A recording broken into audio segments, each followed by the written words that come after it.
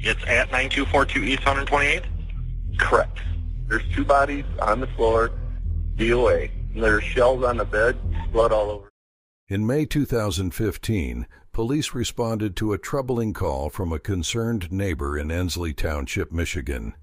She hadn't seen her friends, Glenna and Martin Duram, in 2 days and decided to check on them. What she discovered would lead to one of Michigan's most bizarre and haunting murder investigations. As if this case wasn't bizarre enough, it takes another turn.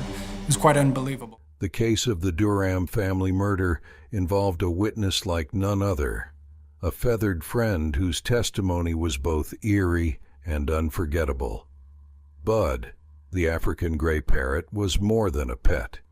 He became the most chilling voice in the aftermath of this incident. When emergency personnel arrived, they found the Durams lying motionless on the floor of their home. Martin, known to friends and family as Marty, had sustained 5 gunshot wounds and was pronounced dead on the scene. Glenna was discovered beside him, critically wounded but somehow still alive, despite 2 gunshot wounds to her head. The initial scene led investigators to believe a potential home invasion had occurred, or possibly a murder-suicide attempt gone wrong. Glenna was rushed to the hospital, leaving police with many unanswered questions as they began to piece together the events that led to this tragedy. When she arrived at the hospital, she was then treated by a neurosurgeon and appeared to have at least 1 gunshot wound to her head. When they said that she was possibly going to die, I felt bad that we had lost Marty, and now we might lose 2 of them. It was quite horrific. As Glenna Duram began to recover from her injuries, detectives were eager to question her. She was the only survivor and might have held crucial details about the night of the attack. But as the investigation unfolded, Glenna's statements left investigators with more questions than answers. When detectives finally interviewed her, she claimed to have no memory of the events surrounding Marty's death. She insisted she couldn't remember anything about the night in question, leaving a chilling gap in the narrative that only deepened the mystery. Glenna expressed grief, saying she and Marty were inseparable and that she wished she had died alongside him, suggesting she was as lost as they were about what transpired. When detectives arrived at the Duram home and examined the scene, they were confronted with a puzzling array of details that left them deeply unsettled. What they saw didn't resemble the chaotic remnants of a typical robbery. Surprisingly, items of value were left undisturbed. Wallets, jewelry, and personal belongings remained untouched, and cash that lay in plain sight was also unclaimed. This suggested to investigators that theft hadn't been the motive behind the violent attack. The detectives also noted that there was no sign of forced entry, no broken windows, no kicked-in door, and no damage to the locks. The front door was unlocked, and the security bars on the windows were unbroken and secure. This led investigators to believe that the killer had likely been let inside by one of the Durams.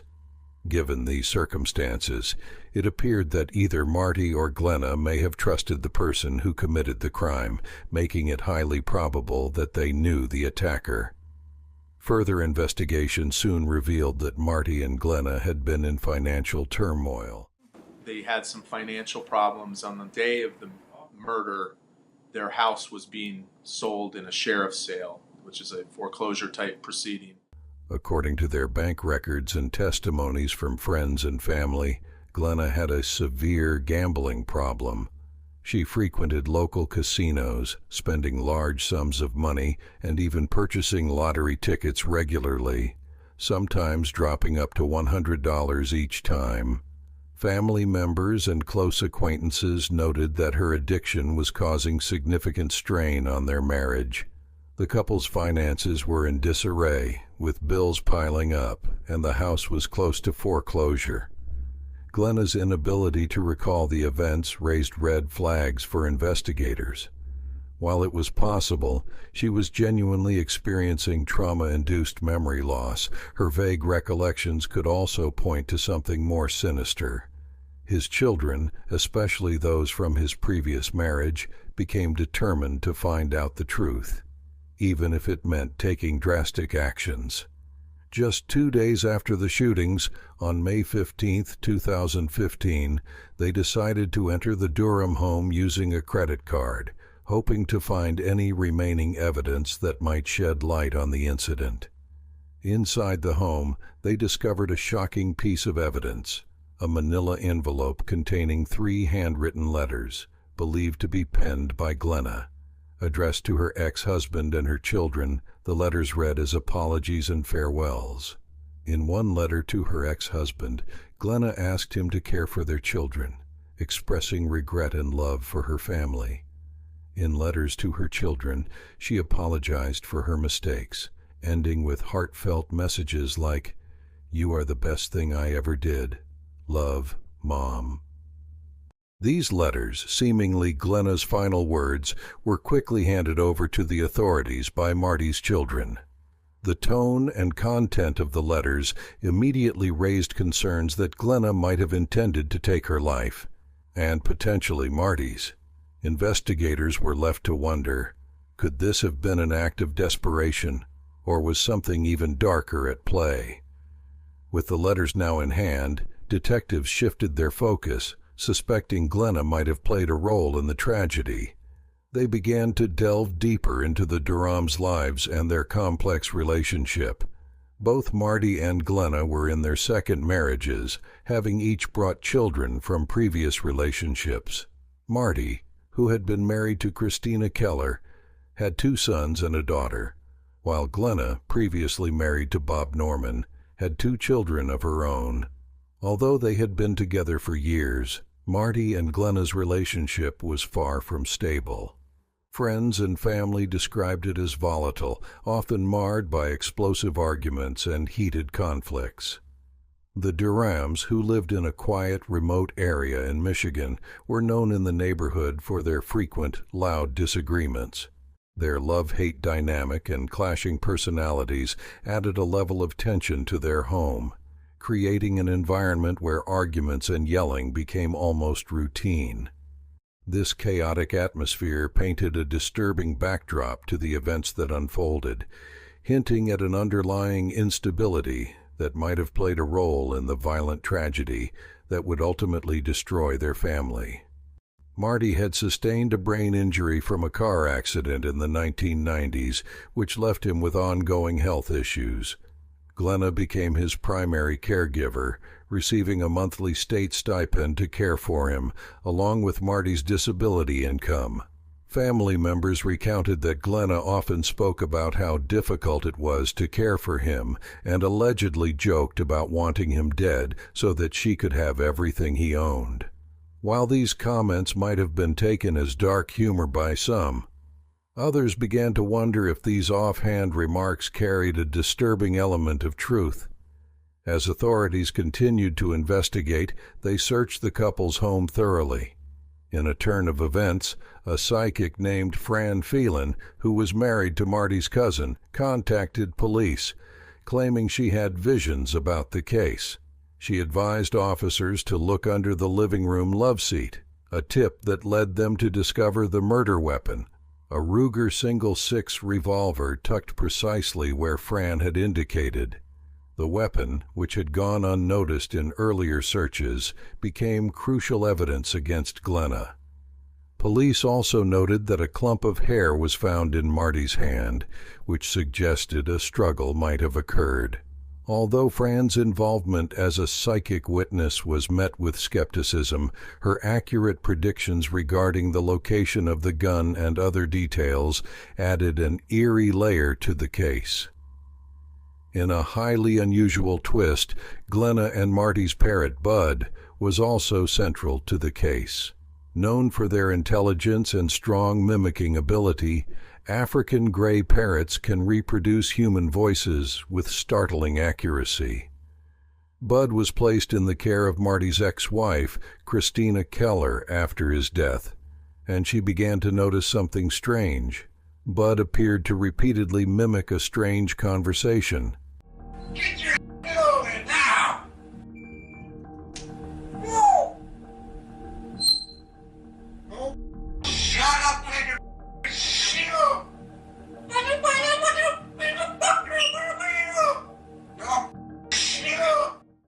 Christina revealed her belief that the bird was echoing a conversation from the night of the murder. She claimed that Bud repeatedly said, "Don't shoot," suggesting he may have witnessed the couple's final moments. Mr. Duram's parents expressed their thoughts on this unsettling possibility, agreeing that the foul-mouthed Parrot could have overheard arguments between Marty and Glenna and was now mimicking their last words. "I personally think he was there, and he remembers it, and he was saying it," Mr. Duram's father remarked during an interview with local media. His mother, Lillian Duram, added, "That bird picks up everything and anything, and it's got the filthiest mouth around."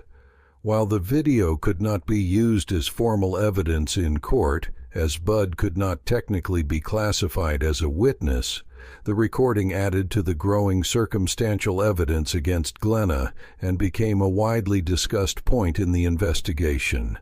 Many believed Bud was repeating the last moments between Glenna and Marty, effectively recreating the final moments of Marty's life. The trial of Glenna Duram commenced in July 2017, 2 years after the tragic death of her husband Marty, at the 27th Circuit Court in White Cloud, Michigan. This courtroom, located less than 30 minutes from the couple's home, became the stage for a harrowing story that captured the attention of the community and beyond. Charged with first-degree murder, Glenna's case presented a complex web of emotional turmoil, financial distress, and shocking evidence. The prosecution outlined a compelling case against Glenna, arguing that she had meticulously planned to murder her husband and then take her own life in a classic murder-suicide scenario. They pointed to her financial desperation, fueled by a debilitating gambling addiction that had led to the impending foreclosure of their home. On the morning of Marty's death, Glenna's online search history raised alarming red flags. She had researched the Ruger .6 revolver, the very weapon identified as the murder instrument. In a chilling text sent to her mother just hours before the tragedy, she wrote, "Love you, sorry," which prosecutors interpreted as an ominous farewell. Throughout the trial, Glenna displayed a troubling demeanor, seemingly unfazed by the graphic evidence presented, including disturbing photos of her husband's gunshot wounds. Her lack of emotional reaction hinted at a deeper mental struggle, leading some to question her state of mind at the time of the incident. The defense team argued that Glenna had no recollection of the fateful night and contended that the circumstantial evidence against her was unreliable. They pointed to the bizarre involvement of a psychic and the Parrot, Bud, whose mimicry of potentially incriminating phrases introduced an unusual twist to the proceedings. After a tense 10-day trial, the jury deliberated for 8 hours before reaching their verdict.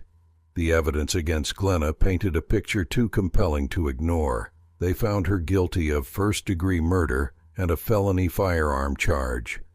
On August 28, 2017, Glenna was sentenced to life in prison without the possibility of parole, a decision that left many in the courtroom stunned. Marty's family, still grappling with the loss, expressed relief that justice had been served, yet the pain of his absence was palpable. Marty was remembered fondly by his relatives, who reflected on their shared experiences and the deep bond they had formed over the years. One of his cousins remarked, "Marty and I were closer than brothers, sharing a passion for the outdoors and creating countless memories together." The devastating reality of his murder transformed their lives, leaving a void that could never be filled. In stark contrast, Glenna's family was left reeling from the unexpected turn of events. Many believed she had not premeditated her actions. Rather, they viewed her as a woman overwhelmed by life's pressures, a victim of her own poor choices. Her struggles with addiction and the mounting financial troubles likely clouded her judgment, leading her to make a catastrophic decision in a moment of despair. As the investigation unfolded, it became clear that Glenna had likely realized the gravity of her actions, grappling with the repercussions and the messy aftermath that would follow. Despite her conviction and life sentence, Glenna sought to appeal, claiming that her rights were violated during the collection of evidence from her cell phone. However, the Michigan Court of Appeals denied her appeal, and the Supreme Court declined to review the case, affirming her life sentence. As Glenna serves her time at Michigan's Women's Huron Valley Correctional Facility, her story serves as a poignant reminder of how deeply buried secrets and addictions can lead to devastating outcomes. The bizarre elements of the Duram case captivated the public. The involvement of Bud, the African gray parrot, brought international attention to what would otherwise have been a tragic, though perhaps less sensational, murder case. News outlets were quick to report on Bud's mimicry of the final words between Marty and Glenna, igniting a debate about whether animal testimony could or should be considered in legal cases. Bud's contribution remains one of the more unusual aspects of the case, emphasizing the complex, multifaceted nature of the investigation. The tragic end of the Duram family leaves many lingering questions. Despite the conviction, the exact reasons behind Glenna's actions may never be fully understood. The financial strain and gambling addiction, while significant, seem insufficient to justify the deadly path she chose. Marty's family, while relieved by the conviction, may still feel unresolved pain, especially with questions remaining about the role of Fran's psychic visions and whether Bud the Parrot truly captured Marty's final moments. Thank you for watching our exploration of the Glenna Duram case. If you found this story compelling, please subscribe and like this video. Your support helps us continue bringing you more in-depth coverage of intriguing true crime stories.